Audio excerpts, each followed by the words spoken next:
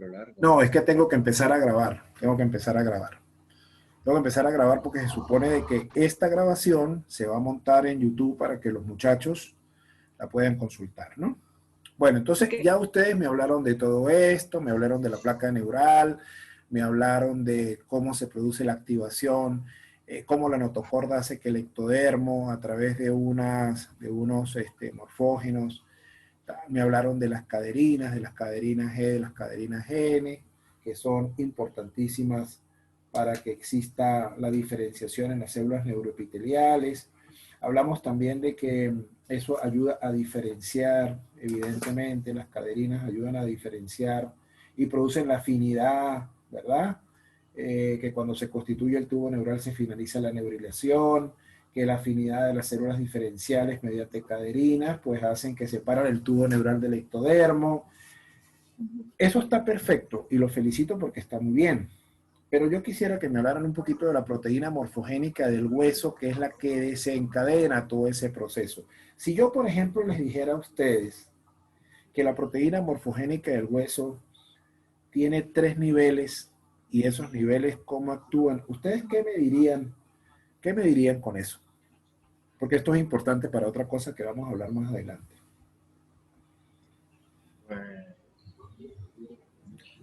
Lo que se les ocurra, porque cuando ustedes me hablaron de Sony G de Hot, ¿verdad? Las concentraciones de proteína morfogénica del hueso son dadas por el Sony G de OP, que si se expresa, inhibe la proteína morfogénica del hueso y se desencadena todo lo que nosotros estamos hablando. ¿Sí o no? Sí. Bueno, entonces si esto ya se aclaró, ¿consideran ustedes que un gradiente en la proteína morfogénica del hueso puede tener algún significado en los fenómenos de neurilación y formación del tubo neural? mucho. La formación del tubo directamente. A ver, Miguel, te quiero oír.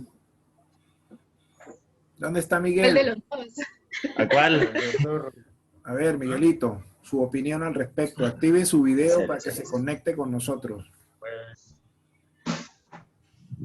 Pues sí, o sea, yo tengo entendido, primero que todo aclarar, que pues, la TMP4, la proteína morfogénica ósea,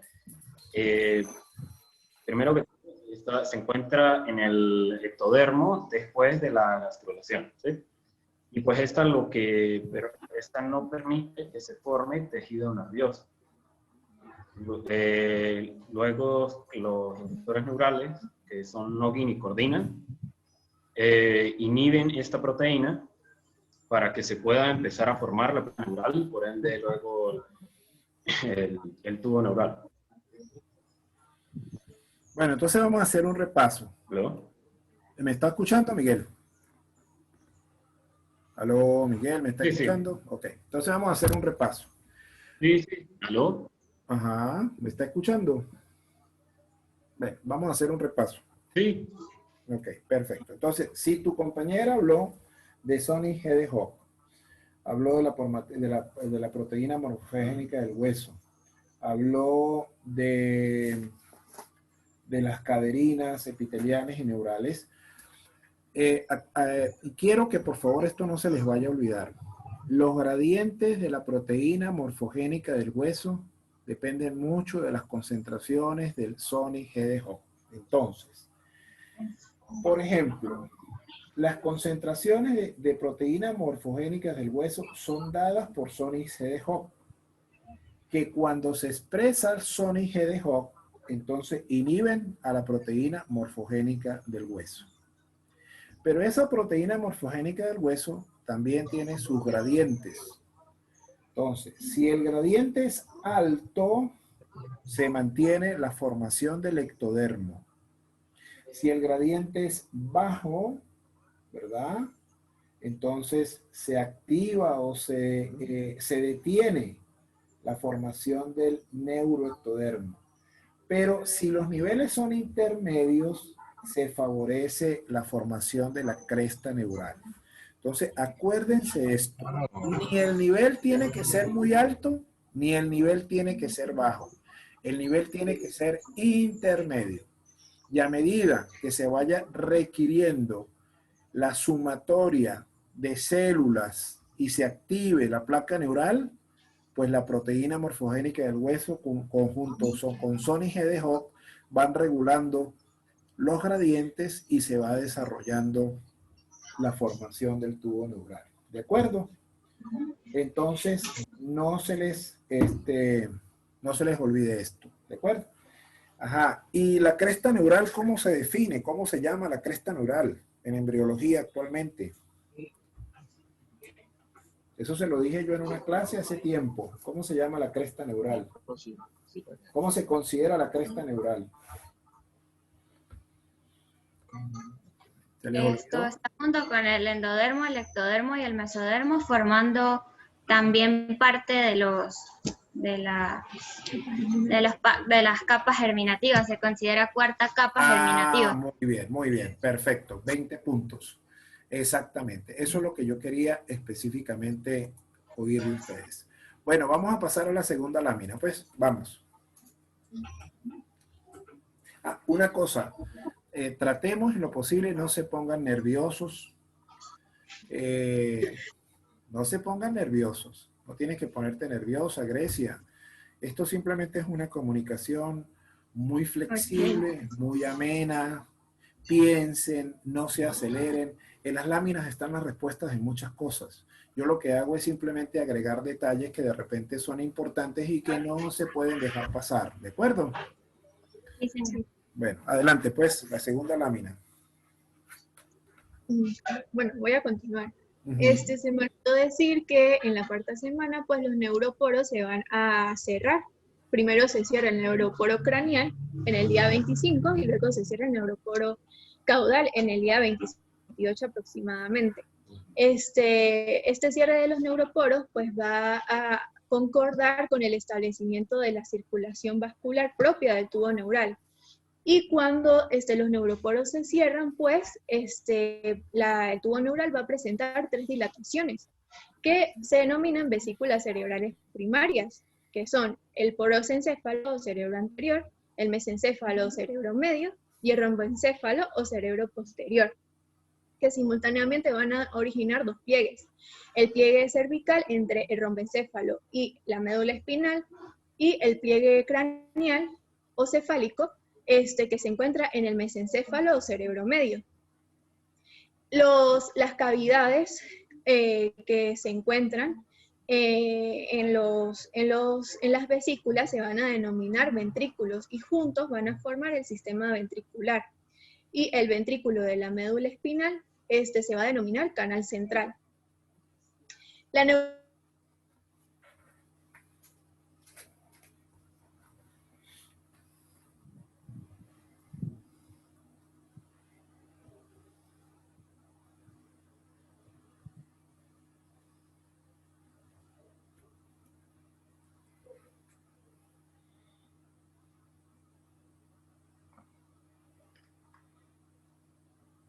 Sigue tú, Miguel, porque yo creo que a ellos se le cayó la conexión. Sí, estoy viendo eso, no sabía si era mío o había sido de ellos. No, a ellos se les cayó la conexión. Sigue tú, trata de seguir tú, de complementar.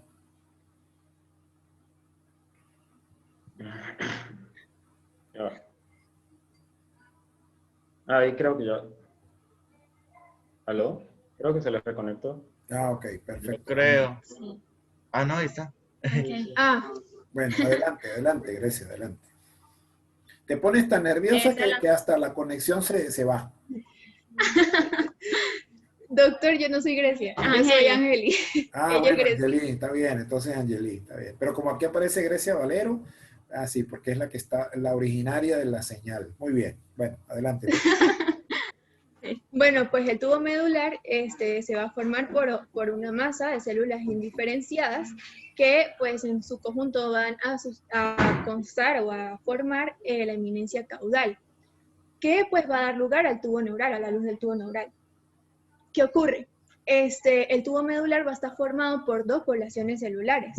Una población central que está formada por células mesenquimáticas y una población periférica que es cuando las células mesenquimáticas se van van a diferenciar en células epiteliales para originar o para formar pues la capa neuroepitelial del tubo neural secundario. Simultáneamente a esto, pues en el límite de las dos poblaciones se van a formar cavidades que luego crecen y coalescen para dar origen a la luz del tubo neural secundario. Y cuando este tubo neural secundario se forma, se va a continuar con el tubo neural formado en la primera neurulación. Y así se constituye, pues. ¿Y cuál es el mecanismo para que se cavite ese tubo neural? Lo vimos y yo creo que ya lo evaluamos en el primer parcial. ¿Cómo se llama el mecanismo?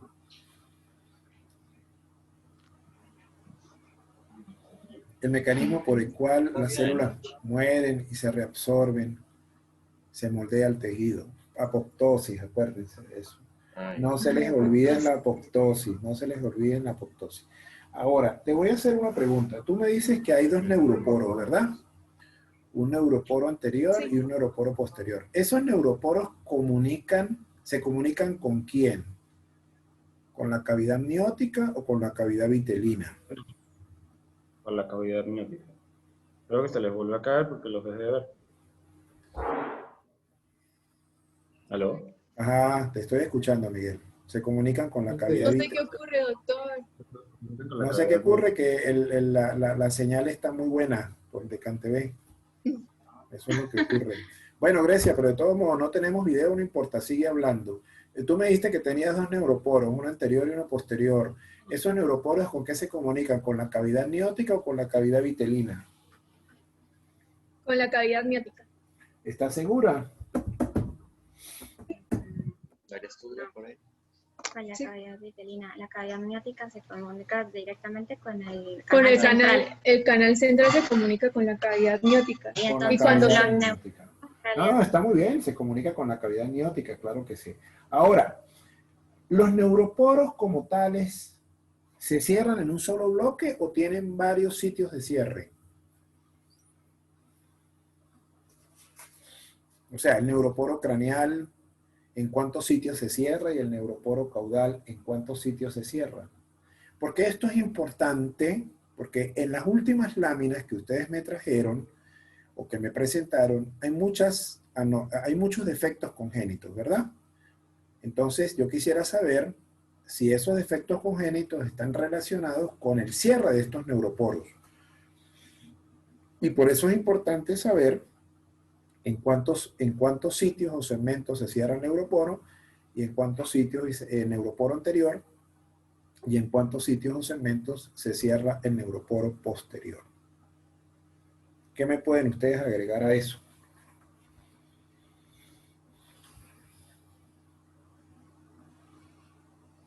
Doctor, creo que se le cayó ahora sí la conexión porque ya no me sale ni siquiera en negro. No sale nada. El cuadro de... Ni siquiera la... No sale. Sale de dos participantes. Bueno, no importa. Vamos a ver qué es lo que pasa. Y Claro. si ya volvieron nuevamente. Sí, eso por internet. Tiene un internet muy lento. Sí. Tiene un internet muy lento. Yo les voy a, chicos, les voy a sugerir algo. ¿Me están escuchando? Sí, Sí. señor. Ok, les voy a sugerir algo. Apaguen sus videos. Apaguen sus videos y dejen solamente el audio para que vean que no es tan pesado y les va a ir bastante mejor. Ajá, apaguen los videos, exacto. Y ahora sí, entonces, vamos a seguir. Eso es una recomendación. Vamos a ver qué tal se comporta, porque a veces se pone muy pesado.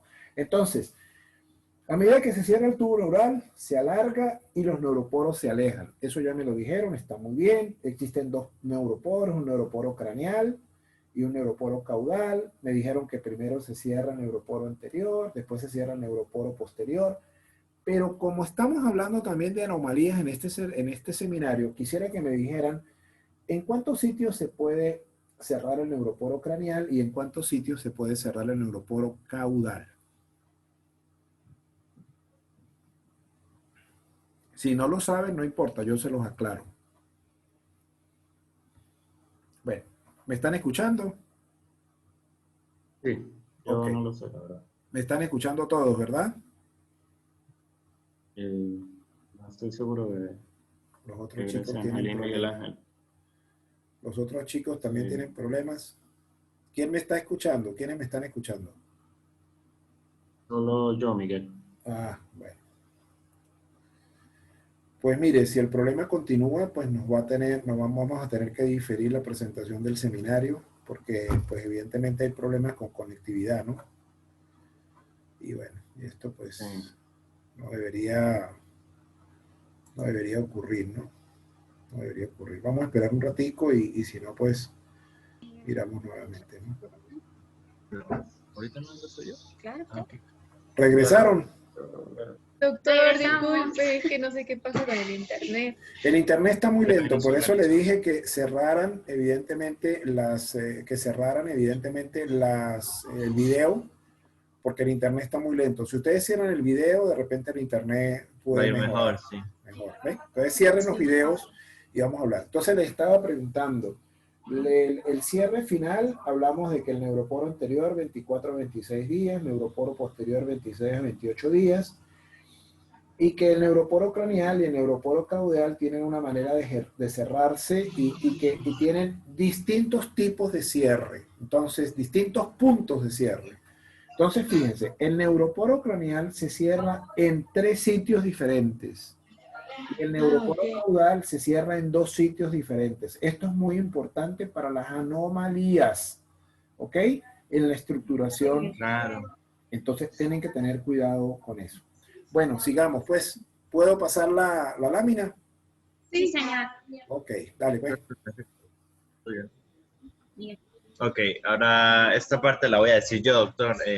Mi nombre es Miguel Ángel Ramírez y voy a exponer la parte de las capas y las paredes del tubo neural. Muy bien.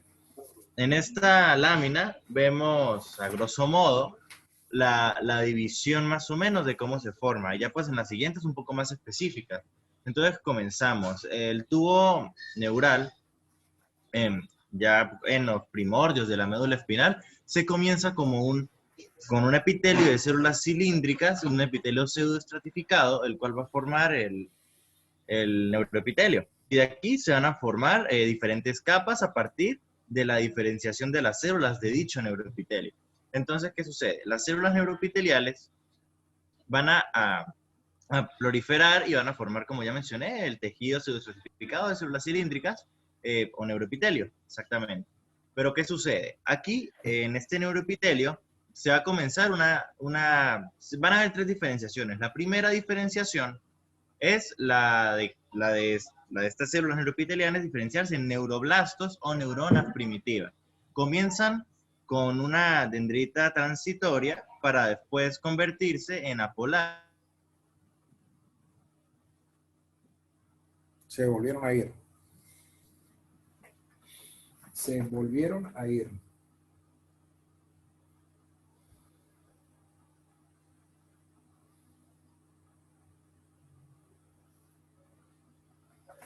Se volvieron a ir. Qué vaya.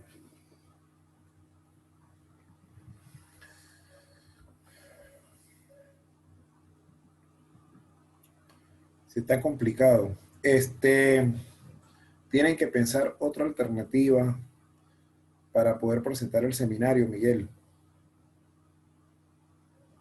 Miguel, ¿estás ahí? ¿Cómo que? Pues, Aquí estoy. ¿Aló? ajá, pues regresaron. Estamos. Sí, señor, aquí estamos. Bueno, Nos permitieron regresar. bueno, vamos a seguir. Mira, si las interrupciones continúan, ya le estaba yo diciendo a Miguel que buscamos otra alternativa para la presentación del seminario. Yo les puedo facilitar el consultorio para que se reúnan los 4 y podamos presentar el seminario, puede ser la próxima semana. Entonces, lo presentan con la señal de Wi-Fi mía. Yo estoy conectado aquí en otra casa, no nos vamos a ver, pero lo podemos hacer, ¿no? De esa manera. Sí, doctor, nos parece bien. Bueno, Gracias, doctor. esperemos que Que sí no haya nos más permitan, interrupciones. pero bueno, continuamos Ajá. entonces. Ok. Los neuroblastos, diferenciados de las células neuroepiteliales, apolares, van a formar lo que es la capa del manto, capa intermedia, que posteriormente va a crear lo que es la sustancia gris de la médula espinal. Ajá. ¿Qué sucede? También va a haber una capa periférica a esta capa del manto, que va a estar formada por las fibras nerviosas o las prolongaciones nerviosas de los cuerpos de las células de la capa del manto. ¿Qué va a ser la capa marginal? Como ya mencioné, es la capa externa. Estas células posteriormente se van a mielinizar. Como resultado de esta mielinización va a adoptar una coloración blanquecina y por ende va a recibir el nombre de sustancia blanca de la médula espinal. Eso con respecto a las capas del manto y capa marginal. Ahora, cuando cesa la producción de neuroblastos, la diferenciación de esas células neuroepiteliales en neuroblastos, se van a encontrar también lo que son las células de la glía o glioblastos, que son células de sostén del tejido nervioso de la médula espinal. Las células de la macroglía, que como se le denomina a estos glioblastos, se van a diferenciar en dos, dependiendo de si están en la capa del manto o en la capa marginal. Las células de sostén o células neurogliales de la capa del manto van a diferenciarse en astrocitos, que los encontramos en fibrilares y protoplásmicos, encargados de metabolismo y sostén. Y en la capa marginal, estas células de la glía se diferencian en oligodendrocitos, que posteriormente, aparte del sostén, la función de sostén que cumplen, van a contribuir en la mielinización de las fibras de la capa marginal, como ya mencioné anteriormente. Ok, ya cuando cesa esta segunda diferenciación de células, va a haber una última diferenciación, que son las células neuroepiteliales, van a diferenciarse en células ependimarias, lo que se denomina epéndimo o epitelio ependimario. Esta es la capa más interna de las tres capas de la médula espinal, la cual va a tapizar o revestir el canal central de la médula y las paredes del tubo y pues del sistema ventricular. Y pues en todo su interior va a contener líquido cefalorraquídeo. Ya pues siguiente. Muy bien, ya va. Esto que está aquí, cuando hablamos del sistema ventricular, también se llama zona ventricular, capa epidemial o sistema ventricular. Está perfecto. Les pregunto una cosa. Usted me habló de unas células que se van a diferenciar aparte de la célula madre nerviosa, porque la célula madre nerviosa pues tiene unas células pluripotenciales, pero también hay otros tipos de células que usted me mencionó que se llaman, se habló de las microglías. Macroglías. Macroglía, ok. Pero el sistema, entonces les voy a hacer una pregunta. ¿El sistema nervioso central tiene glóbulos blancos? Disculpe, doctor, no escuché. ¿El sistema nervioso central tiene glóbulos blancos? Glóbulos blancos. Sí. ¿O cuál es la célula en el sistema nervioso central que cumple la función de glóbulos blancos? Las células microgliales tienen función fagocítica. Ellas surgen, pero ya en el segundo periodo de desarrollo, que surgen del mesénquima de los vasos sanguíneos que penetran en el tubo neural, en el sistema nervioso central, básicamente, sí. Muy bien. Entonces, microglía o macrófagos o monocitos del sistema nervioso central. ¿De acuerdo? Sí. Bueno, perfecto. Sí. Vamos a la siguiente lámina. Ajá. Ok, ahora más específicamente vamos a hablar de lo que es la capa del manto o capa intermedia. Ok, ya como mencioné, es aquella que va a formar la sustancia gris. Y dentro de esta capa se van a diferenciar dos placas principales. Lo que es las placas basales en la zona pues, basal ventral de la médula y en la parte dorsal las placas alares. Ok, las placas basales van a formar, producto de la diferenciación de las neuroblastos que se encuentran ahí, neuronas con una función motora. Es el área motora ventral de la médula espinal. Entonces, estas van a formar dos prolongaciones, astas anteriores y astas laterales, las cuales pues van a tener neuronas con función motora.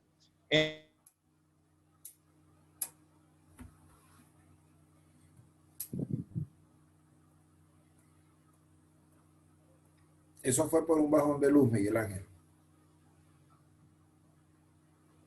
Miguel, Dime. eso fue por un bajón de Pero, luz. Eso fue por un bajón de luz. Pero vamos a esperar que se reconecten porque vamos bien, vamos bien, vamos bien. Vamos bien. Vamos a tener un poquito de paciencia, pero vamos a salir bien.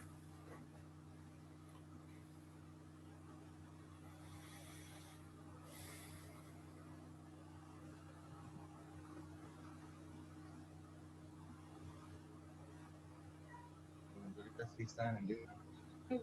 Porque decía fagocítico. Se ¿Aló? volvieron a conectar, bienvenidos.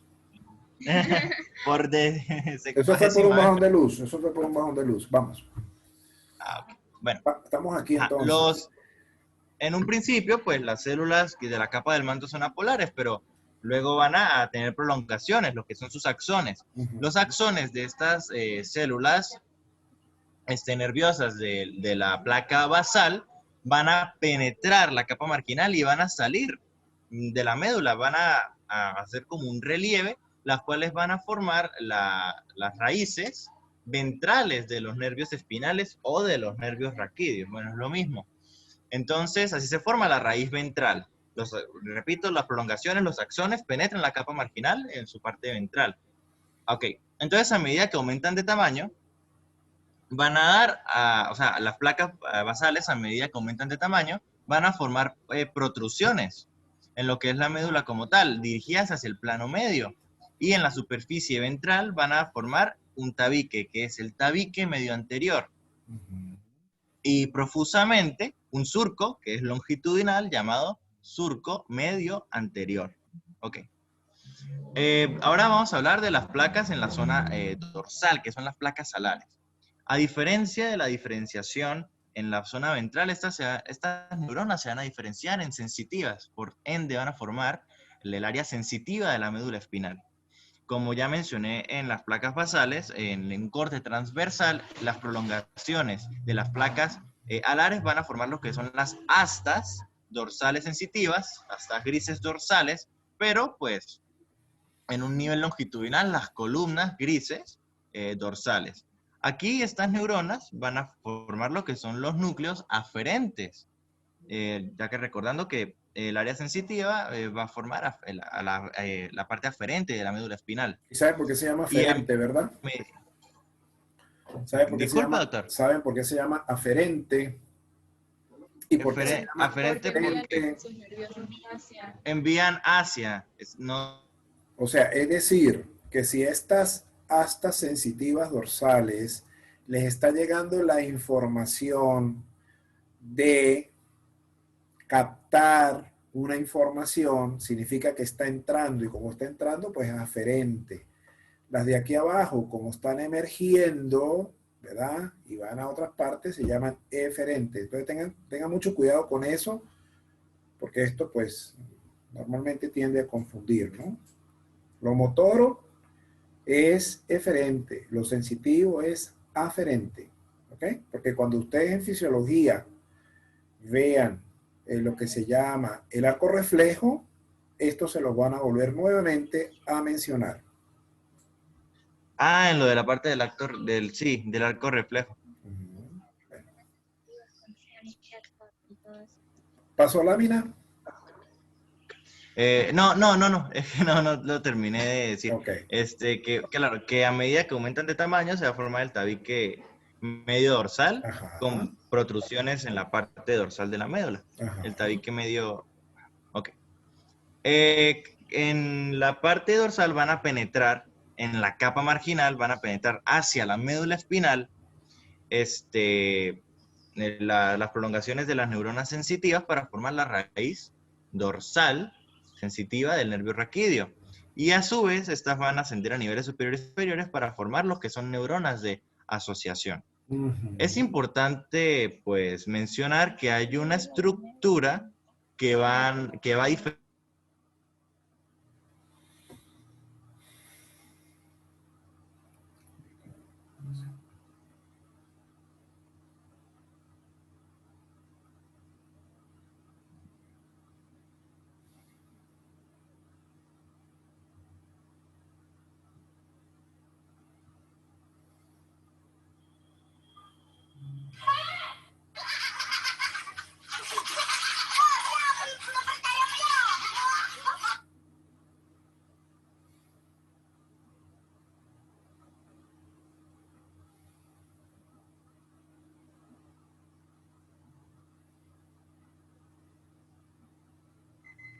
de los nervios y qué más.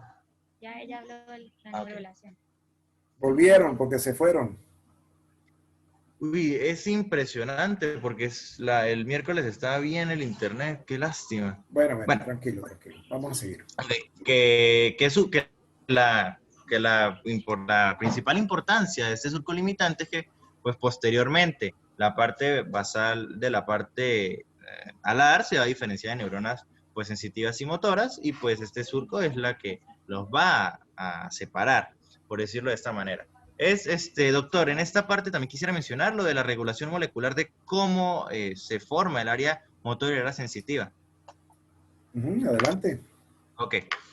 En la parte ya a nivel un poquito más amplio, no de la médula como tal, sino de la parte del ectodermo, cuando la notocorda va en la parte ventral, en la parte pues, anterior del tubo neural, va a segregar lo que es la proteína Sonic Hedgehog, y la parte del dorsal del tubo neural va a segregar lo que son proteínas de la familia del factor de crecimiento transformante beta. Ok. En la parte dorsal, primeramente, el epitelio, bueno, el ectodermo, que recubre al tubo neural, va a segregar proteínas morfogénicas del hueso 4 y 7, las cuales van a llegar a lo que es la placa del techo. Entonces, como primer centro de señalización, tenemos el área dorsal del tubo neural, y como segundo centro de señalización tenemos la placa del techo. Centro de señalización dorsal, claramente. Entonces, aquí la proteína morfogénica del hueso va a inducir a una cascada proteica de proteínas pues, pertenecientes a las del factor de crecimiento transformante beta, por ejemplo, dorsalina o activina o la proteína morfogénica del hueso 5 y 7, formando un gradiente de concentración en el cual va a haber mayor concentración de estas proteínas en la parte dorsal y menor en la zona ventral. Homólogamente, en la parte ventral del tubo neural, refiriéndose a la notocorda, va a segregar proteínas de Sonic Hedgehog y van a llegar a la placa del suelo. Entonces, aquí se van a formar el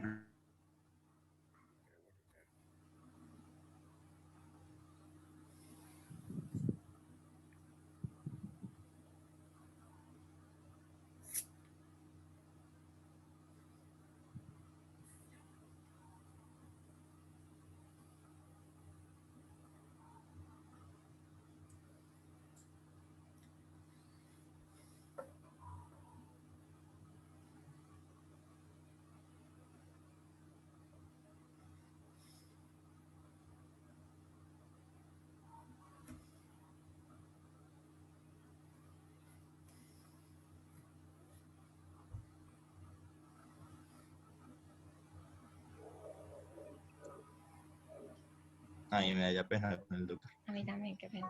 No, Doctor, qué pena, tranquilo. qué pena. Ahí siguen conversando. Ok. Estos son cosas que pueden ocurrir.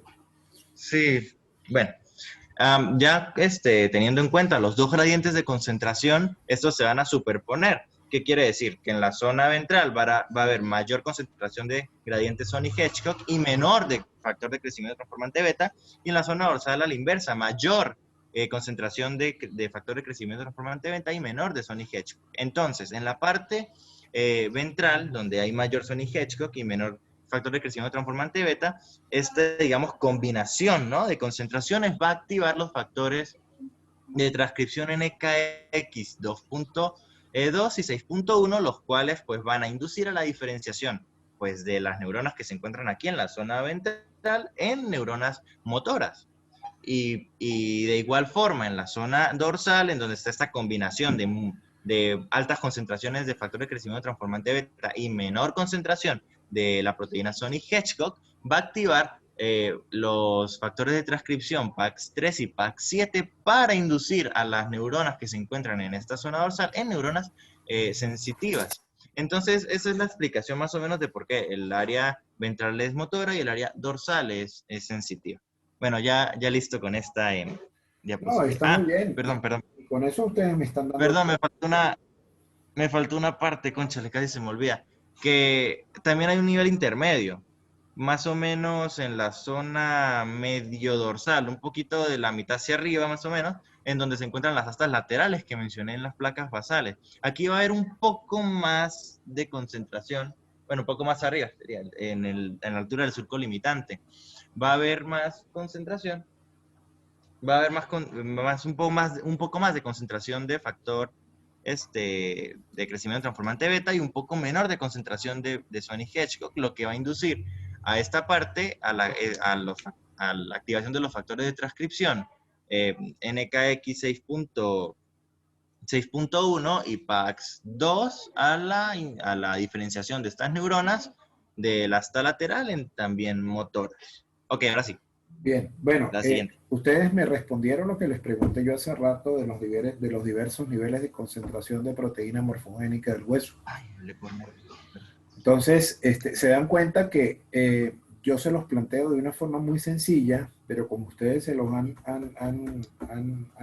aprendido de una forma de una manera menos esquemática, pues entonces ustedes se tienden a confundir.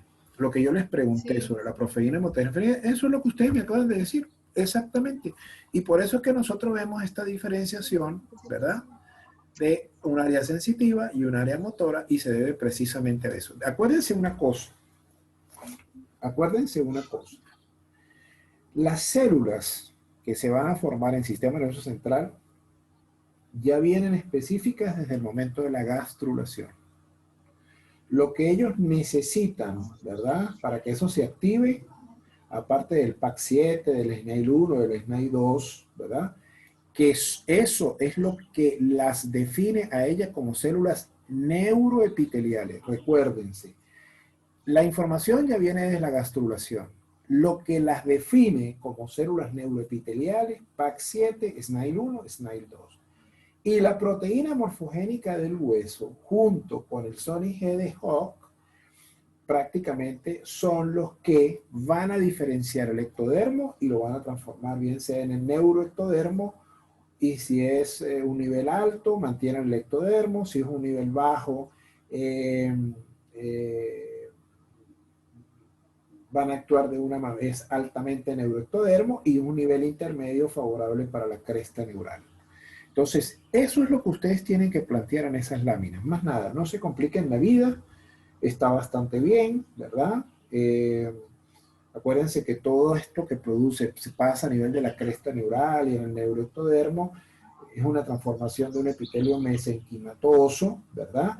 Y después, cuando ellos pierden una adhesión celular y adquieren la capacidad para migrar y originar diversos tejidos, ahí es donde viene la diferenciación en base a estos morfógenos que ustedes mismos mencionaron. ¿Ok? Está muy bien. ¿Eso es culpa de nosotros? Vamos a la siguiente lámina, pues. Sí,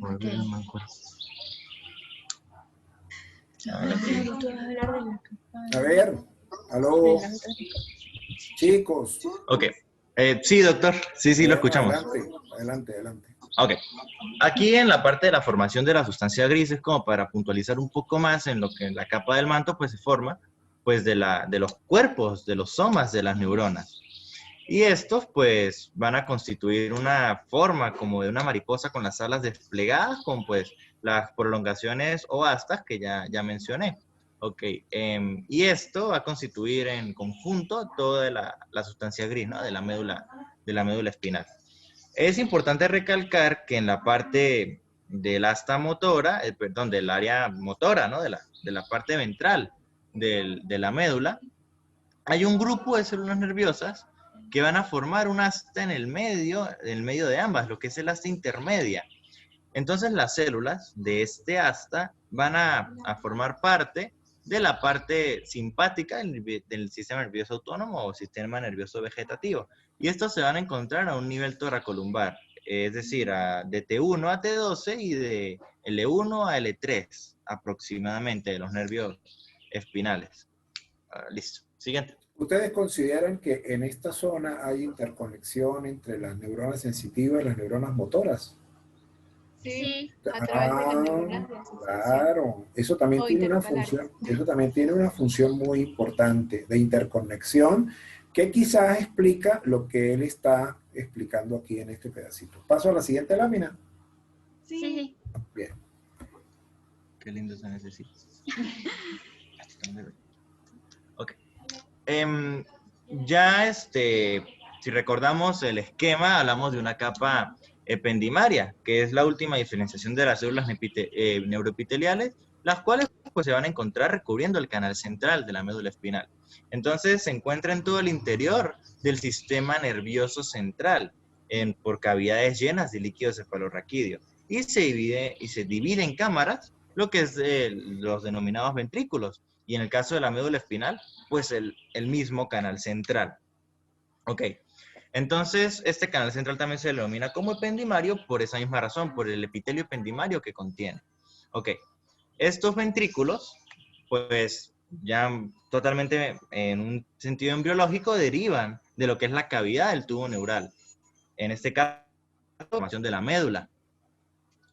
Las células ependimarias, pues denominadas ependimocitos, forman parte del conjunto de las células neurogliales del tejido nervioso, como ya mencioné en la parte de la diferenciación del tejido neuroepitelial en células de la neuroglia. Entonces, estas tienen forma cilíndrica, de forma cilíndrica a cuboides, y como ya mencioné también, recubren lo que es los ventrículos del cerebro y el ventrículo de la médula, que es pues el canal central. Y esta es en conjunto lo que constituye la capa ependimaria. Listo. Bien, ahora les voy a preguntar, ¿esto cómo se llama aquí, esta zona? Voy atrás. Aquí la tiene. Esa sería la antigua placa del techo, ¿puede ser? Ah, perfecto. Ahora, si yo les pregunto que aquí hay interconexiones, aquí hay interconexiones. Sí.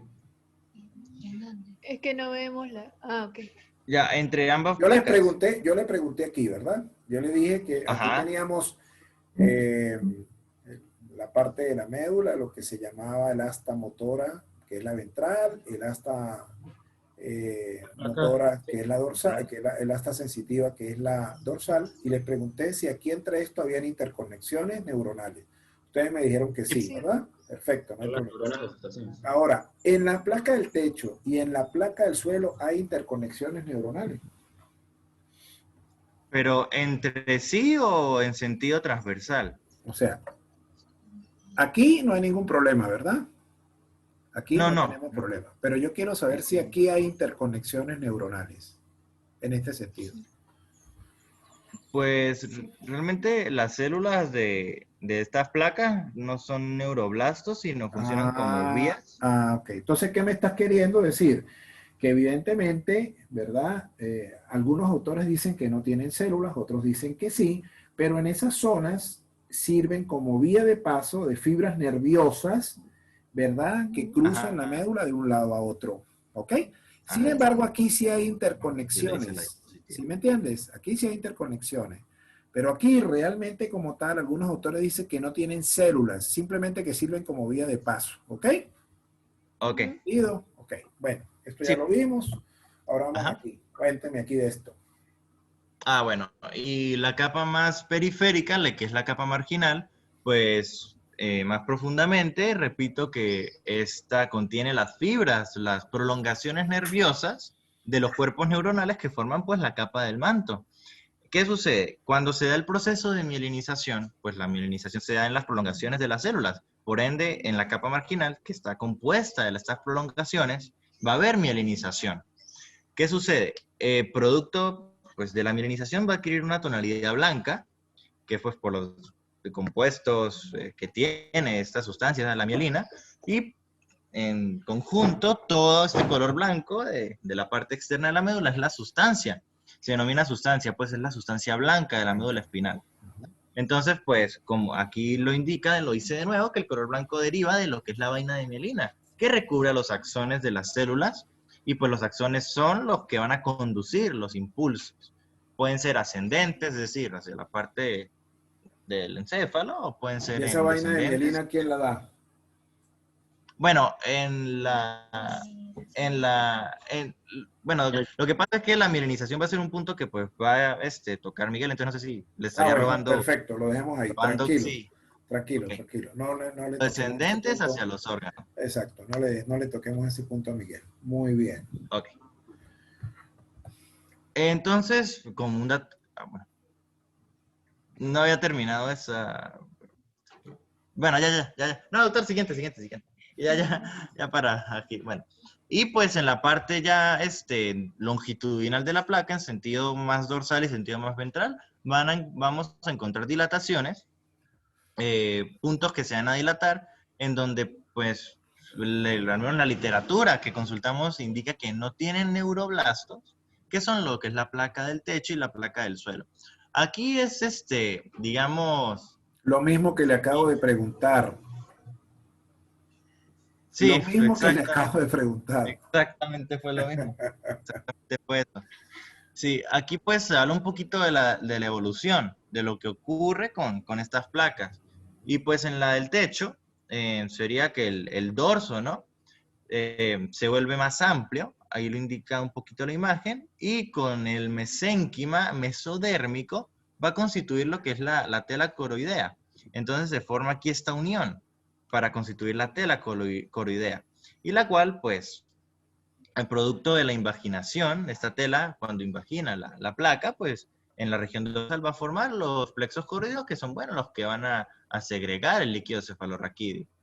Y pues la placa del suelo, ya es más ventral, tiene que ver más con la parte de la notocorda, en donde un grupo de proteínas del factor de crecimiento transformante beta, producto del gradiente de concentración proveniente del ectodermo dorsal, inducen a estas células, a las que se encuentran en la zona ventral, a convertirse en la placa del piso o del suelo, pues del tubo neural en la zona ventral. Y tal cual usted lo mencionó, doctor, estas actúan como vías nerviosas, pues para que las fibras nerviosas de un lado y del otro, pues crucen entre sí. Perfecto. Listo. Bueno, ¿quién sigue? Yo, doctor, Grecia Valero. Vamos, adelante, Grecia. Bueno, doctor, yo le voy a hablar a usted de cómo está constituida definitivamente la médula espinal, pues Miguel Ángel le nombró todo lo que es la parte embriológica, el desarrollo.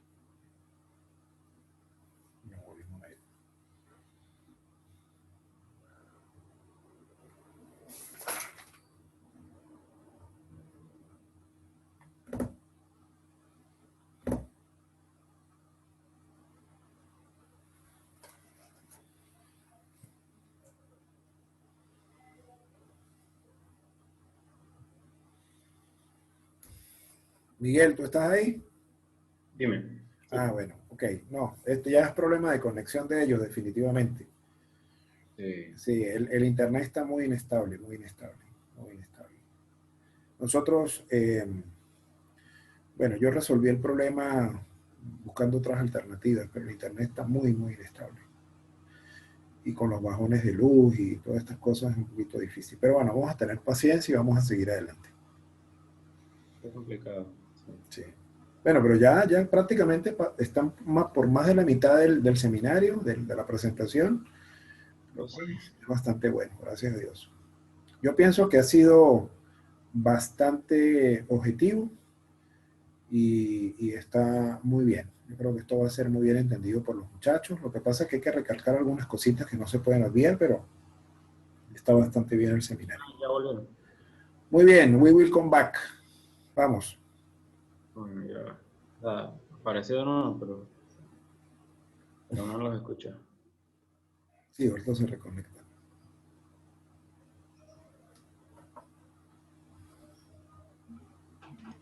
¿Aló?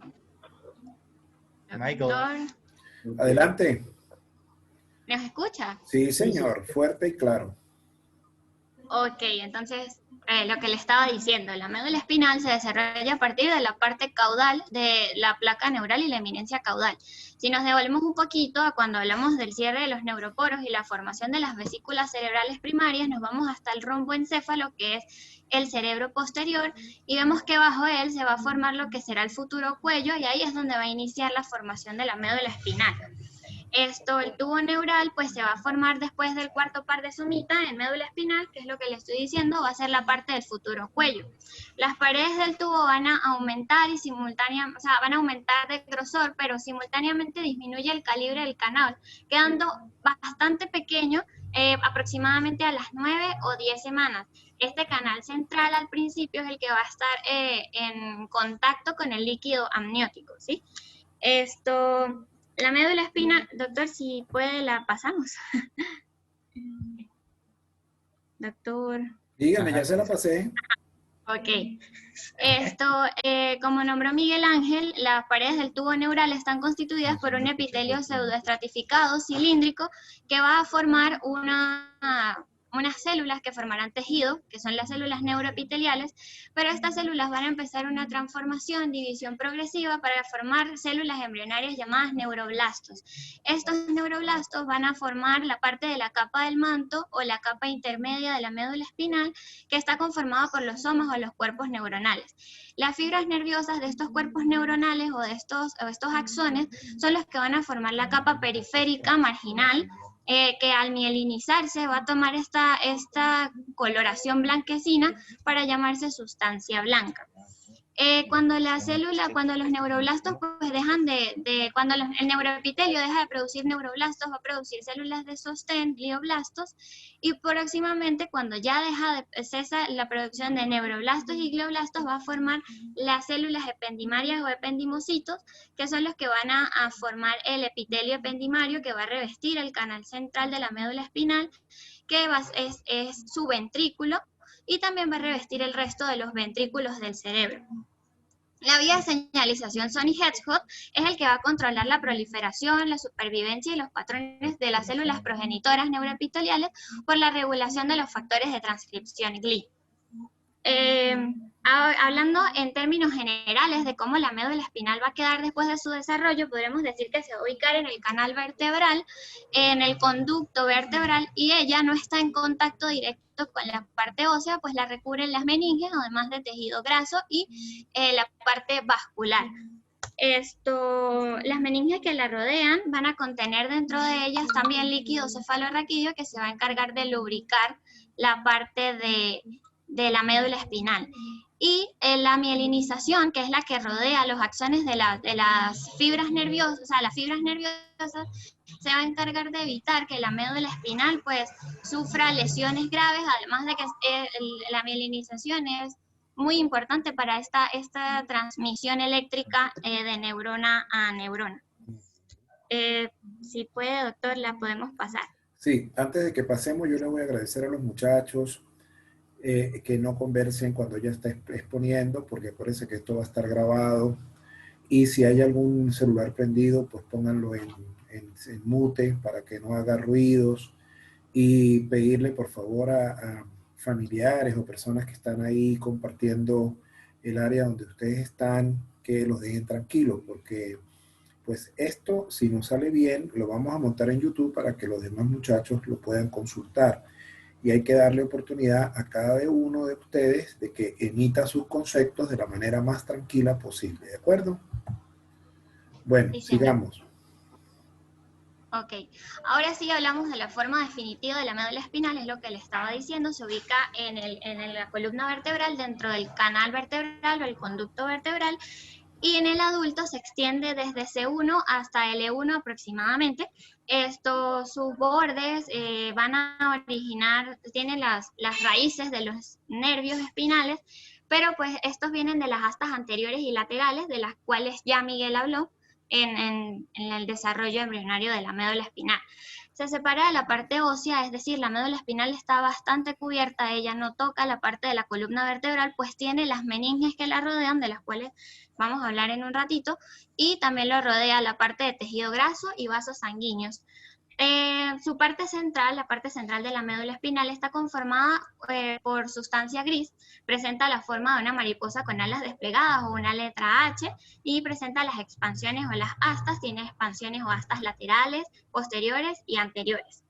Esta sustancia gris está formada también por neuronas de proyección, por interneuronas, por todos los terminales nerviosos que llegan a inervar esta parte de la médula espinal. Algunas neuronas vienen supraespinales, son piramidales, y algunas vienen de las partes externas de la periferia, que vienen los nervios de la piel, la articulación, los músculos. Luego esta sustancia gris vemos que está rodeada por sustancia blanca, que está constituida por haces de axones o por fibras nerviosas que forman los tractos ascendentes que van al cerebro, forman los tractos descendentes que vienen del cerebro, y cabe destacar que esta parte ascendente y descendente se va a intercruzar en el bulbo raquídeo. Es por ello que la parte izquierda, por ejemplo, de la médula, gobierna la sensación y los movimientos de la parte derecha del cuerpo, y al contrario, sí, y viceversa. Estos tractos, que son estas vías ascendentes y descendentes, son unidades funcionales que se originan en un mismo territorio y van a terminar en un área común. De las astas que están en las sustancias grises, de las astas posteriores y de las astas anteriores, de las laterales y de las anteriores, perdón, es donde se van a originar los nervios raquídeos, pero bueno, de ellos hablará Angeli, pero los nervios raquídeos son mixtos. Ellos llevan fibras igual aferentes y eferentes, como les estaba comunicando, y tienen receptores sensitivos, varios ubicados periféricos en la piel, en las articulaciones, en los músculos del cuerpo. La sustancia gris de la médula espinal, entonces, podemos decir que representa un centro nervioso totalmente que integra la información supraespinal y periférica, y pues organiza todo lo que son los programas motores de esta médula espinal. La sustancia blanca entonces forma los tractos, que son ascendentes y descendentes, que, como le volvemos a decir, se intercruzan en el bulbo raquídeo. Los tractos ascendentes van hacia el encéfalo como tal, y pues hay varios, podrían ser corticoespinales laterales, corticoespinales anteriores, y bueno. ¿Podemos pasarlo, doctor, por favor? Doctor. Ya le pasé a la mira. Gracias. Bueno, los nervios raquídeos. Angeli, para nosotros seguir. Bueno, ya como lo mencionó pues mi compañero Miguel Ángel, él habló de la formación de la raíz posterior la raíz posterior o raíz sensitiva de los nervios raquídeos a partir pues de las placas alares. Pero antes de hablar de los nervios raquídeos tenemos que tocar un punto muy importante, que es la formación de los ganglios espinales. Tenemos que tener en cuenta que los ganglios espinales se van a originar de las células de la cresta neural. Y pues, como se ve en la imagen, las neuronas de los ganglios raquídeos, pues inicialmente son bipolares, pero después estas prolongaciones se van a unir formando una estructura en T, las cuales pues va a tener una prolongación central y una prolongación periférica. La prolongación central se va a dirigir hacia la médula espinal y va a pasar a través de las astas grises posteriores para formar pues la raíz posterior del nervio raquídeo, y la raíz y la prolongación periférica se va a unir con la raíz ventral o la raíz motora, que se origina del asta gris anterior, de las astas grises anteriores, de las placas basales, para formar el tronco del nervio espinal. Y pues el nervio espinal pues va a originar dos ramas primarias, las áreas primarias ventrales y las áreas primarias dorsales. Las ramas primarias ventrales son las que van a inervar las extremidades y la pared ventral, y forman los principales plexos nerviosos como el braquial y el lumbosacro. Y las ramas primarias dorsales son las que van a inervar la musculatura axial dorsal, las uniones vertebrales y la piel de la espalda. Como pues dato curioso, bueno, pues se sabe que de la médula espinal pues salen 31 pares de nervios raquídeos con dos raíces, una ventral y una dorsal. Y pues las raíces dorsales pues constituyen la vía de entrada de estímulos sensitivos a la médula, y las raíces ventrales constituyen la vía de salida de los estímulos motores de la médula espinal. así como lo dijo mi compañera Grecia, los nervios raquídeos son mixtos, ya que llevan fibras sensitivas aferentes y llevan fibras motoras derivadas de las astas anteriores de la médula espinal hacia la periferia. Si quieres, continúe, doctor, por favor. No, ya va un momentico. Bueno. Aquí hay en esta lámina hay una cosa crucial. Okay. Que yo quiero que usted me la mencione antes de pasar a las meninges. Es la cuestión más importante, es crucial. Es crucial. Porque si yo te puedo preguntar a ti algo, esto ustedes lo pueden responder todos, si lo quieren responder todos. Yo les puedo preguntar a ustedes, ¿ustedes consideran, o bueno, mejor dicho, qué son las neurocristopatías?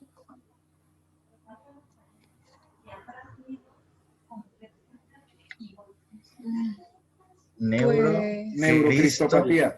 La respuesta la tienen en esta lámina. Lo que pasa que, ¿quién era la que estaba hablando? ¿Grecia? ¿Quién estaba hablando? Angeli. ¿Quién? Angeli. Bueno, Angeli. Angeli. Ahí tiene la respuesta. Tiene la respuesta. Eso es muy importante. Eso es muy importante. Y voy a volver a incidir sobre esto como lo hice con el grupo anterior para que no se les olvide, porque esto es una cosa importantísima. Es más, tengo 2 páginas para hablar solamente de eso aquí. Será, doctor, Ajá. creo que son los defectos de la diferenciación o migración de las células de la cresta neural. Ajá, ¿y por qué no me lo O dijo? sea, Cristo de cresta. Sí, Ajá, Cristo ¿y de por qué no me lo dijo si es tan efectiva en dilucidar las palabras y el significado? ¿Por qué no me lo dijo? Esto no se puede dejar No, pasar. Tardáramos como Lo 3 que minutos. pasa, Esto no lo se que Duramos puede un dejar rato pasar. Esto no se puede dejar pasar, No, muchachos. Esto es es importantísimo. que, ya doctor, escuche un momento, Ajá. es que la parte de la cresta neural la va a hablar mi compañera Grecia porque ese es un tema pues que vamos a tocar también. ¿Ah, sí? Ah, bueno, entonces no los toco ahí, Sí. pues. Listo, perfecto. Vamos a ver si es verdad. Claro, como yo lo veo en esta lámina, yo le dije, epa, se me van a ir. Bueno, de todos modos, entonces no hagamos muchas cosas, ¿verdad? Pero te faltó algo muy importante, que el ganglio espinal tiene células de la cresta neural. ¿Oyó? Sí, yo lo dije, que se forma a partir de las células de la cresta neural. Es importante, pero Ajá, yo lo dije. solamente la raíz sensitiva, ¿no? No la motora. Son preguntas de examen. Sí.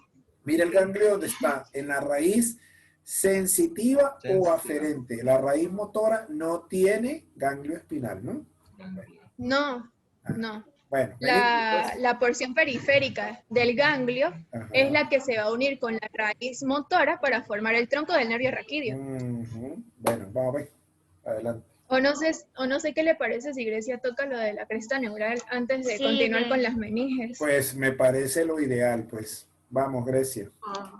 Ok, está bien, doctor. Entonces, vamos a hablar de la cresta neural.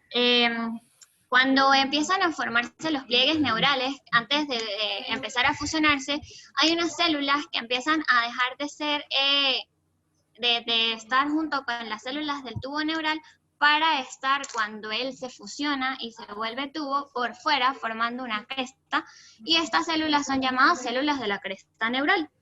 Estas células de la cresta neural, pues esto conforman la cuarta hoja germinativa, como le dijimos hace un rato, porque ella tiene unas características biológicas muy importantes, entre las cuales son una capacidad migratoria muy importante, además coloniza sitios ya definidos, está por todo el trayecto longitudinal del embrión, y las células de la cresta neural pueden modificarse para formar para formar muchos tejidos dentro del desarrollo embrionario y fetal.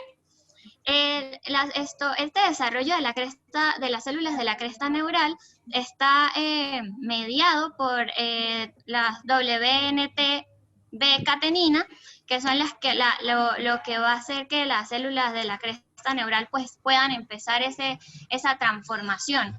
Y la migración de las células de la cresta neural está mediado por un glucoconjugado de una proteína llamada fibronectina.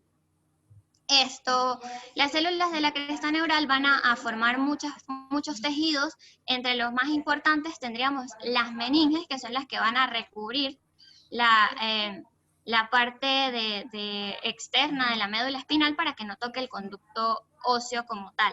Pero las células de la cresta neural no forman las meninges completas, sino forman las leptomeninges o las meninges primitivas internas, que son pía madre y aracnoides. Además de eso, las células de la cresta neural también se dividen en células de Schwann y también forman otros tejidos como la médula de la corteza suprarrenal, entre otras cosas. ¿Cómo le explico? Como esta parte de las células que el WNT-B-catenina y la parte de la migración de la fibronectina, si se ven alteradas, van a producir unas patologías congénitas llamadas neurocristopatías, en las que se va a ver afectado el tejido que va a formar. Eso puede producir fallas en el nodo de la meninge, que puede producir también una falla del tubo neural, teniendo como patología el seno dérmico. No sé si quiere pasar la diapositiva y le explico las meninges de una vez. Ya va, cálmate. Ok. Mire, recuérdense algo, que esto es muy importante.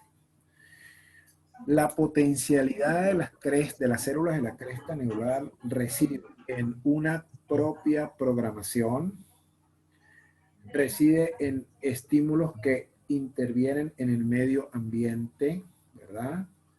Eso puede condicionar que migren más temprano o más tarde y puedan producir la multipotencialidad que tienen diferentes grupos celulares diferentes.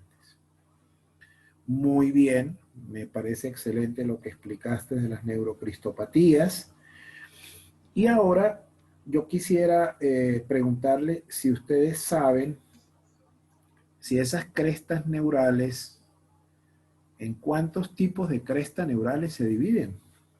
¿O cuántos tipos de migración o de oleadas ustedes conocen de las crestas neurales? ¿O solamente es un solo grupo que se va distribuyendo por todo el organismo sin clasificación? ¿Leyeron algo sobre eso? ¿No será lo de factores de transcripción que producen diferenciación como el homobox? El Hamburg. Bueno, A ver, donde llega, le voy a decir los nombres principales. Le voy a decir los nombres principales. Si a ustedes les suenan, pues ustedes me los describen, y si no, pues yo complemento la información. ¿Ok? Entonces, las células de la cresta neural tienen diferentes grupos según la potencialidad de migración. Uno es un grupo craneal. Después viene un grupo circunfaringio y después viene un grupo troncal. ¿Lo sabían? ¿Lo habían leído? No, señor. No, doctor. Ok. Entonces, se lo voy a resumir. El craneal va del prosencéfalo posterior al romboencéfalo anterior, fundamentalmente las primeras rombómeras. Y por supuesto, los ganglios tercero, quinto, séptimo, noveno y décimo. Van a interferir en la formación del músculo del iris, los músculos ciliares, el epitelio de la córnea. Las crestas neurales más el mesénquima cefálico también va a actuar en la formación de los elementos óseos y óseos y cartilaginosos a nivel craneal. También va a intervenir en la evolución de la cabeza, de los vertebrados.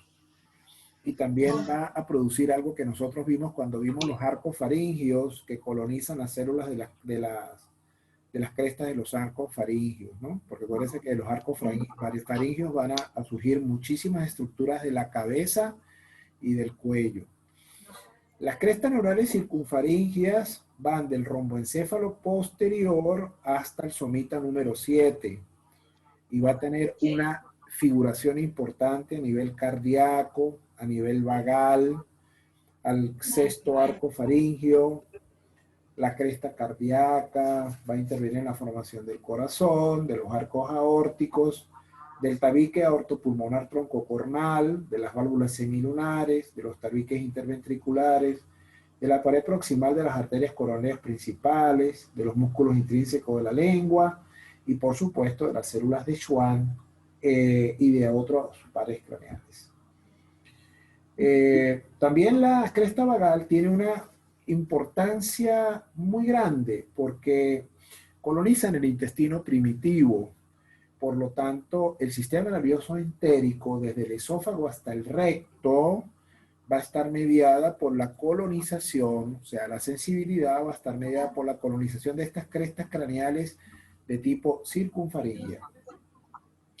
Y también, si nosotros unimos lo que es esta cresta vagal con la cresta craneal, pues también va a haber un compromiso en la formación del timo, del paratiroides y de las células foliculares de la tiroides. Y después nos queda la cresta neural troncal, que va del somita 6 hasta la región caudal, donde esta célula neural troncal es la que va a estar comprometida en la formación de los ganglios raquídeos, de las cadenas ganglionares superiores, sistema nervioso autónomo. Aquí aparece la médula suprarrenal, ¿verdad? Que la gente dice, pero ¿por qué? Si eso está en el riñón, ¿por qué tiene que ver con las crestas neurales y estas células nerviosas? Bueno, entonces la cresta neural troncal tiene que ver con esa migración, los melanocitos, migración ventromedial, se incorporan a la piel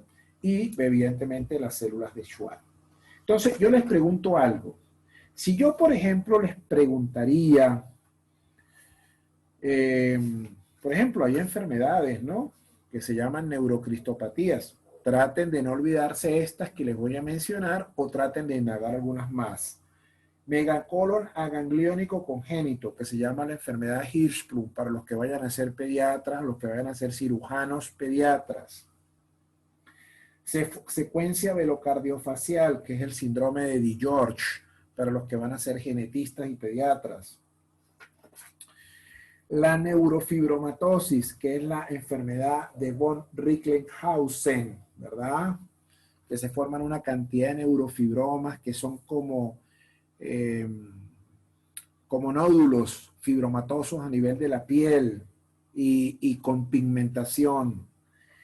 La displasia frontonasal, el feocromocitoma para los que vayan a ser internistas o endocrinólogos, que eso es un tumor de las glándulas adrenales. Y miren, no se les olvide esto, el albinismo tiene que ver mucho con la migración de las células de la cresta neural, fundamentalmente del grupo de células de la cresta neural que están determinados en la cresta neural troncal. Esa es la importancia de la cresta neural. ¿Lo escucharon? Sí, doctor. Los muchachos creo que no. Yo creo que no. Sí. Yo creo que los muchachos no. Bueno, de todos modos eso quedó grabado. Pero fíjate la importancia de lo que es la cresta neural. Vamos a pasar la otra lámina y esperemos a que ellos se reconecten. ¿Ya se reconectaron? Volvimos, doctor. ¿Cómo? Que volvimos. Volvimos. ¿Vieron? Entonces, ¿no oyeron todo lo que les expliqué de las crestas neurales? Ah, y no es posible, que nos perdimos. Sí, oímos Hasta ventro, hasta ahí quedó en ventro. La quedamos palabra en ventro. En ventro. Ventro, ¿en cuál ventro? A ver, antes de que hable yo de ventro. Estaba hablando justo de que qué tiene que ver la glándula suprarrenal, porque qué no tenía que gustar. Perfecto, ya. Sí. Perfecto, sí. Que yo les estaba explicando que, a ver, ¿dónde está esto? Claro, que yo les expliqué a ustedes que evidentemente, a Ventro, vamos a ver. Claro, de la cresta neural troncal, del grupo de células de la cresta neural troncal, ahí habíamos quedado. Sí, Que estábamos hablando de la médula suprarrenal, sí, señor. ventromedial. Ahí. Ah, ok. Que los últimos melanocitos que se incorporan a la piel tienen una migración ventromedial y evidentemente la cresta neural troncal está relacionada con eso. ¿Ok? ¿Por qué lo de los melanocitos? Le voy a explicar la parte que no escucharon. Cuando nosotros hablamos de neurocristopatías, ustedes tienen que estar muy pendientes porque tienen que tener en cuenta que estas señoritas, que son las células de la cresta neural, ¿verdad? Son muy importantes. Son muy importantes, ¿por qué? Porque fíjate que hay una serie de enfermedades para los que van a ser pediatras, endocrinólogos, internistas, genetistas, que tienen que entender que muchas de esas patologías provienen por la falta de migración de estos grupos de células de la cresta neural, bien sea craneal, bien sea circunfaringia o bien sea neural troncal, que no se produce la migración. ¿Me están oyendo? Sí, señor. Bien. Una de las primeras patologías se llama megacolon agangliónico congénito o enfermedad de Hirschsprung. ¿Por qué? Porque si nosotros sabemos que las crestas neurales tienen mucho que ver con la formación de los ganglios, si estas crestas neurales no migran adecuadamente, el ganglio no se va a formar. Y si nosotros estamos hablando de que estas células de la cresta neural están involucradas en las cadenas ganglionares superiores, sistema nervioso central, la piel, a nivel del sistema nervioso entérico, ¿verdad? Para la colonización del intestino primitivo, pues evidentemente si no hay una buena colonización del intestino primitivo por las crestas neurales, pues tampoco va a haber una buena formación de los ganglios vagales y evidentemente se va a producir ese megacolon agangliónico congénito y se llama megacolon porque pierde la capacidad de función como estructura propiamente dicha por la falta de conducción vagal. Eso se llama enfermedad de Hirschsprung. Así también hay un síndrome velocardiofacial que se llama el síndrome de George cuando se afectan las células de la cresta nacional, de la cresta craneal circunfaringia, porque va a actuar y de la cresta craneal, de las células de la cresta neural craneal, porque se va a afectar todo lo que es el macizo de la cara y otras estructuras como el corazón también. Por eso se llama velocardio facial. Aparte de eso, tenemos la neurofibromatosis, que es la enfermedad de Vollrich-Lehrhausen, que es una pigmentación con unos neurofibromas, que ustedes los van a ver. Después también la displasia frontonasal, el feocromocitoma, cuando evidentemente hay problemas a nivel de la migración de las células de la cresta neural a la suprarrenal, y una patología importante para cerrar que es el albinismo. Entonces, cuando ustedes vean a una persona albina, siempre piensan que hubo problemas en la migración de la cresta neural para la reactivación de los melanocitos, y de, evidentemente, la migración y la incorporación a la piel de esas estructuras. ¿De acuerdo? Ay, qué cool, Ok. doctor. ¡Qué fino! Bueno, doctor, y entonces como estas células de la cresta neural tienen un alto poder pues proliferativo de migración y de diferenciación, deben estar reguladas y ellas están reguladas, la migración por la glucoproteína fibronectina, pero también por unos genes específicos como son FOX, SNAIL, SOX, también por moléculas señalizadoras y factores específicos de transcripción. Ajá. Pues estas células de la cresta neural, por su alto poder de proliferación, pueden también presentar problemas a la hora de proliferación descontrolada y de una señalización que no esté correcta, una diferenciación que no esté correcta. Entonces, para eso son los genes específicos. Muy bien.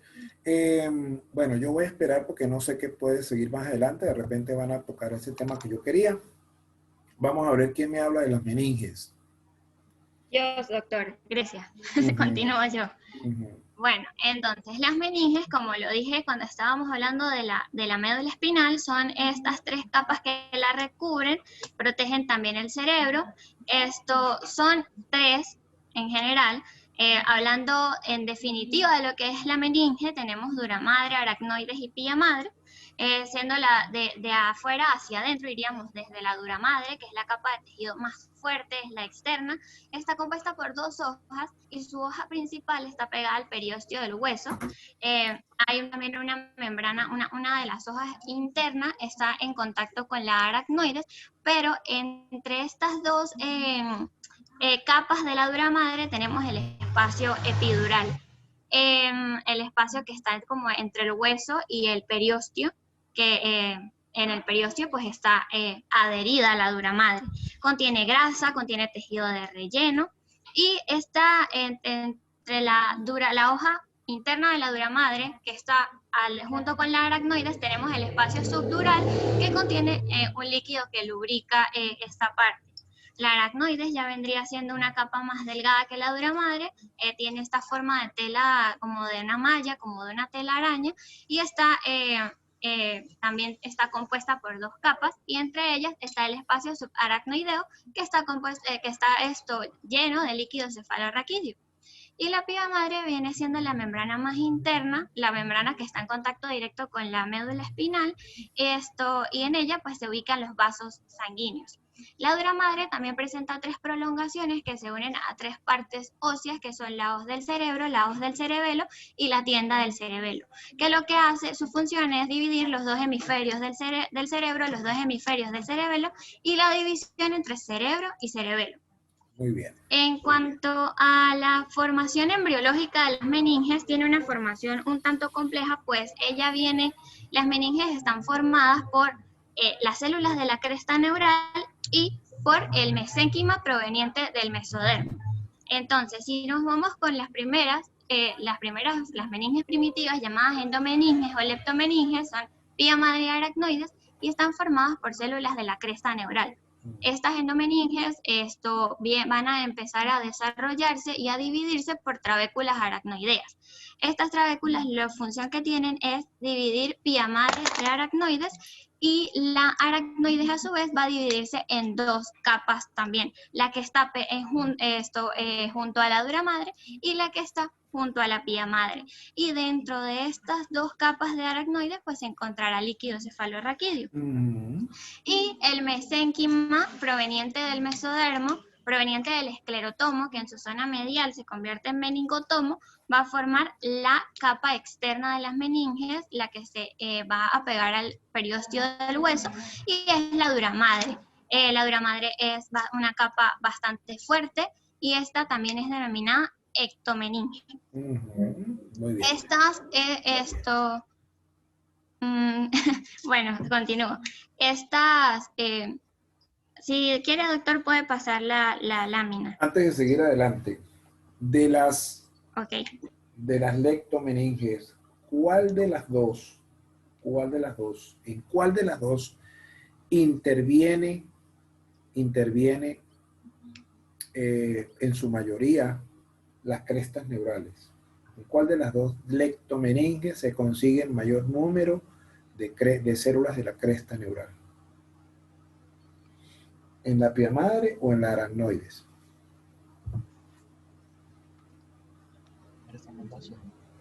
La aracnoides avascular.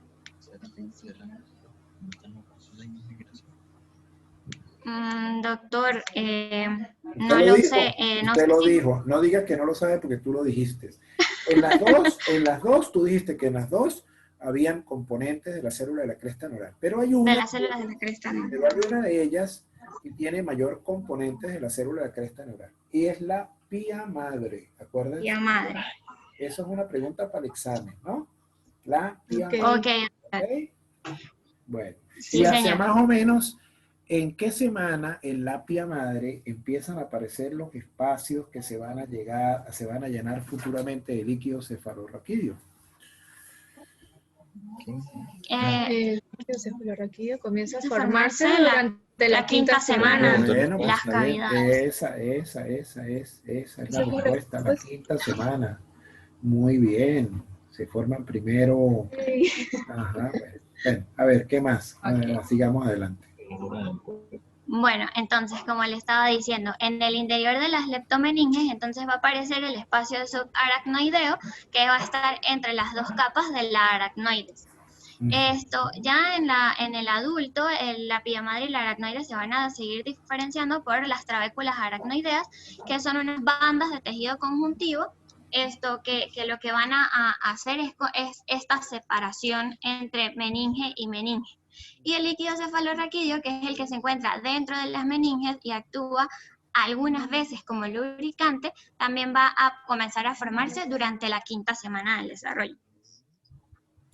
¿Y cuál de esas dos, la pía madre o la aracnoides, absorbe el líquido cefalorraquídeo para que entre a los senos venosos?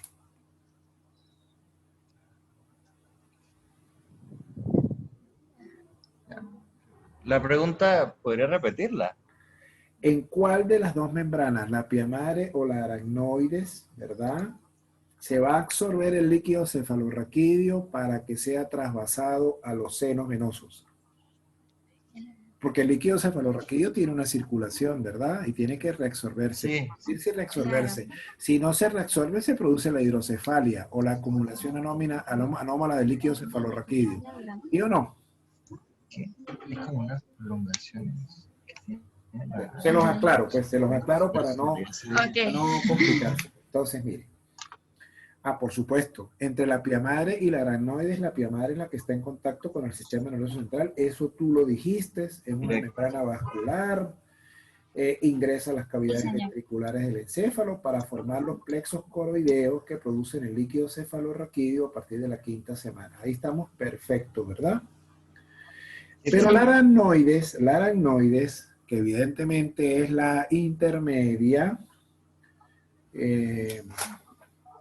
sí, la aracnoides, que es la intermedia, ella, como está entre las dos capas, es la que se va a encargar, ella es la que se va a encargar de absorber el líquido aracnoideo redirigiéndolo a los senos venosos para que se cumpla ese ciclo de circulación del líquido cefalorraquídeo. Acuérdense de eso, ¿ok? La aracnoides. Bueno, ¿quién sigue? Este le toca a Miguel Villalobos, seguro. No. ¿Todavía no? Gracias. ¿A quién le toca esta lámina? A mí, doctor. A Grecia, todavía. Chévere, muy bien. Vamos, Grecia, adelante. Ok, doctor, entonces vamos ahora con los cambios de la posición en la médula espinal. La médula espinal en el embrión está a lo largo de todo el canal, ¿sí? Está completa. Pero en el tercer mes del desarrollo se extiende por toda la longitud, como le estoy diciendo, y los nervios raquídeos pasan a través de sus agujeros. El extremo terminal de la médula espinal, cuando empieza el desarrollo, se empieza a desviar gradualmente. Podríamos decir que en el inicio del embrión, la médula espinal llega hasta la última vértebra de la columna vertebral. Pero conforme el embrión va creciendo, la médula crece, pero en una forma más pequeña que el crecimiento del embrión, así que va creciendo la columna, pero la médula espinal como tal va a llegar solamente hasta la vértebra L1, L3 aproximadamente. Los nervios raquídeos van a ir desde su segmento de origen hasta el nivel correspondiente de la columna vertebral. Cabe destacar que el primer nervio está entre el occipital y la vértebra cervical 1. Esto quiere decir que si tenemos 7 vértebras cervicales, vamos a tener 8 nervios cervicales, y así sucesivamente.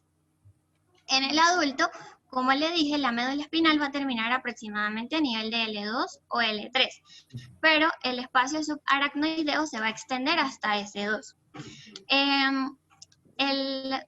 Como la médula espinal va a terminar en L1 o L3, se va a formar algo llamado cono medular, entonces este cono, esta cola de caballo, va a estar formada por los nervios que van a discurrir verticalmente ahora. Ya no van a estar a los laterales, sino ahora van a estar verticales formando una cola de caballo.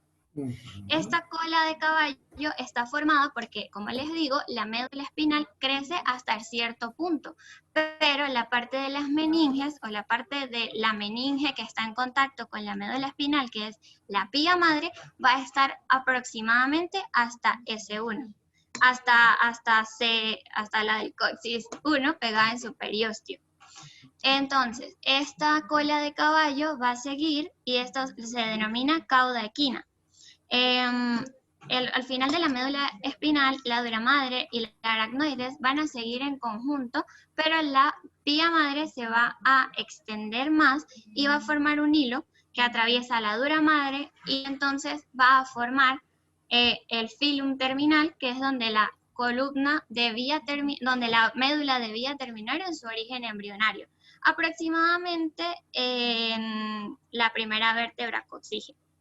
Y esto marca el tracto de regresión, hoy como lo explico, marca la médula como estaba en su origen embrionario. Y esto también está el ligamento coxígeo que proporciona el sostén a la médula espinal. Muy bien, me gustó lo del filum terminalis. Le iba a preguntar quién lo iba a formar y usted ya me lo dijo. ¿Quién forma el filum terminalis? La pía madre. Ah, no se les olvide porque eso es pregunta de examen. Está muy bien. ¿Vieron lo bonito que es estar en diferentes sitios? ¿Qué les llegó a su celular? Yo les envío un mensaje a todos. Les envío un mensaje. Sí, que ya está abierta la sala, gracias. No, se los acabo de mandar y a todos les llegó. Les llegó un video. Les llegó un video, les llegó los signos de punción, les llegó un video donde ustedes ven las características del líquido cefalorraquídeo. Ajá. Gracias, doctor. Ahora yo quiero hacer una punción. Ve. Entonces fíjate ahí, aunque esté en inglés no importa, ¿me entiendes? No, pero ¿para qué se hace? Entonces, ¿por qué hay que tener cuidado en las punciones en un recién nacido, en un niño y en un adulto? Porque el nivel de finalización de la médula espinal varía. Entonces, ustedes van a ver, bastante bajo también. Entonces, ustedes van a ver cómo los pediatras buscan un área topográfica distinta para hacer la punción lumbar y los internistas buscan un área topográfica distinta en el adulto. El video que yo les mandé, lo que quiere demostrar no solamente es que es una punción lumbar, sino también las características del líquido cefalorraquídeo, que es agua de roca transparente, y también para que se den cuenta cuando ustedes futuramente vayan a un pabellón y el anestesiólogo dé una anestesia conductiva, fíjense que esa es la forma de saber dónde colocar el bolo anestésico en anestesia conductiva cuando se da con una aguja raquídea. Por eso se llama raquídea. La aguja peridural ya no se utiliza porque la aguja peridural quedaría evidentemente entre la dura madre y la otra membrana, ¿me entiendes? En un espacio virtual que hay ahí. Pero entonces eso ya no se utiliza. Se está utilizando es la conductiva, que es con la aguja peridural. Y cuando el anestesiólogo se da cuenta que sale el líquido cefalorraquídeo, ahí es donde inyecta el bolo de anestesia para anestesiar a las pacientes en el caso de una hernia, de una cesárea, de una histerectomía, de una oforectomía, de cirugías a nivel del piso pélvico, prolaxos, urologías. Ese es el tipo de anestesia que se está dando. Les mandé también unos diferentes gráficos de cómo inclusive el B, en la segunda foto, donde dice base del cordón espinal, habla de la dura madre, y ustedes se dan cuenta que en el A es la anestesia peridural, el B es la colocación de un catéter, el C es la colocación de la anestesia raquídea, y ahí están los diferentes espacios, ahí se ven los diferentes espacios, el espacio peridural y el espacio subaracnoideo, ¿ok? Bien, ahí entonces, y también ustedes pueden leer que la mayor razón de una punción lumbar es hallar o es descubrir o es el hallazgo del diagnóstico de unas enfermedades del sistema nervioso central, tanto del cerebro como a nivel de la Diagnosticando el médula líquido. ósea, ¿verdad? Y eso incluye meningitis, hemorragia subaracnoidea, también se pueden colocar para tratamientos para vencer la presión intracraneal aumentada, ¿me entiendes? Para evitar la compresión. Hace muchos años nosotros colocábamos catéteres peridurales, que sería la figura, la parte B de la figurita. La B. Ajá, catéteres peridurales para conducir trabajos de parto en caso de que la paciente lo quisiera así de esa manera. ¿Ok? Entonces había catéteres peridurales. Por eso se llama peridural porque está alrededor de la dura madre. ¿Ok? Bueno. Okay. ¿Qué más? ¿Qué otra cosa? ¿Qué vamos a seguir aquí? Vamos. Ok, entonces continuamos. ¿Entendieron eso? Ajá. ¿Se dieron cuenta lo dinámico que yo estoy hablando con usted y le estoy mandando información?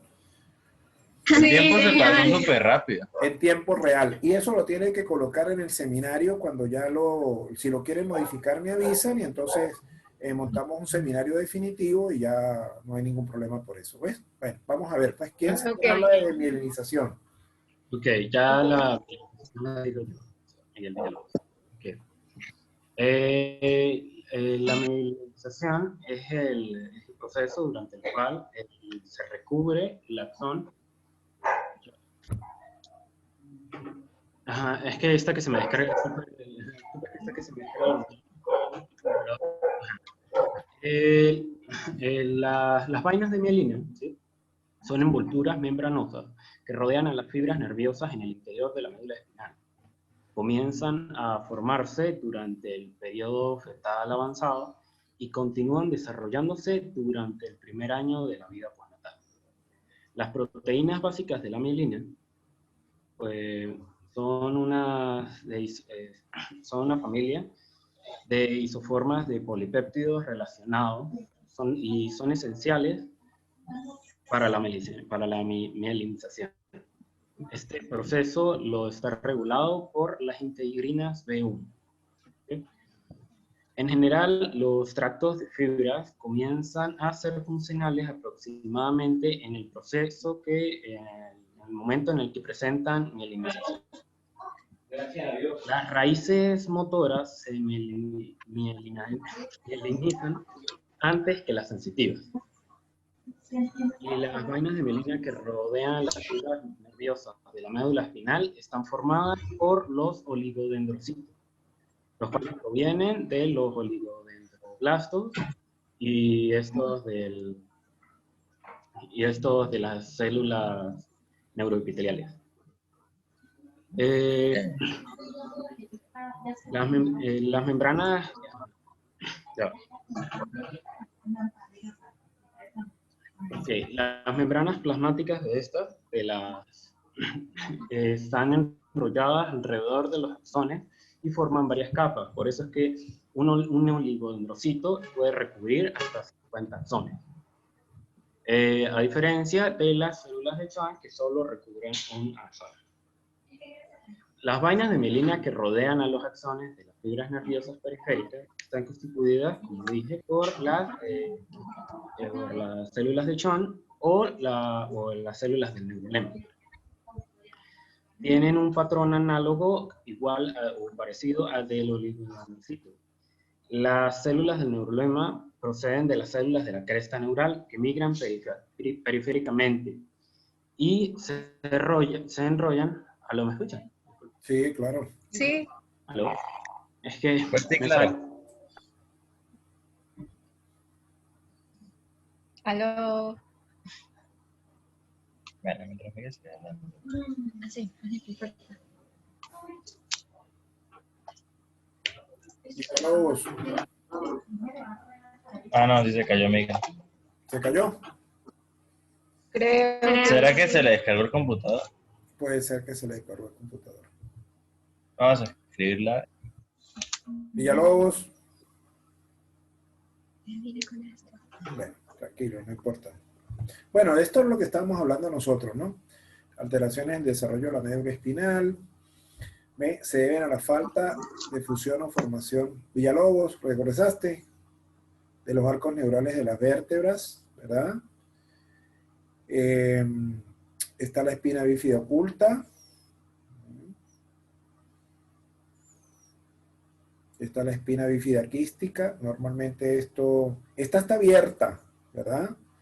Pero hay quistes meningios, hay mielocele, hay mielomeningocele, dependiendo de lo que consigamos aquí, fundamentalmente. Fíjense este caso es bien interesante. ¿Me están oyendo? ¿Aló?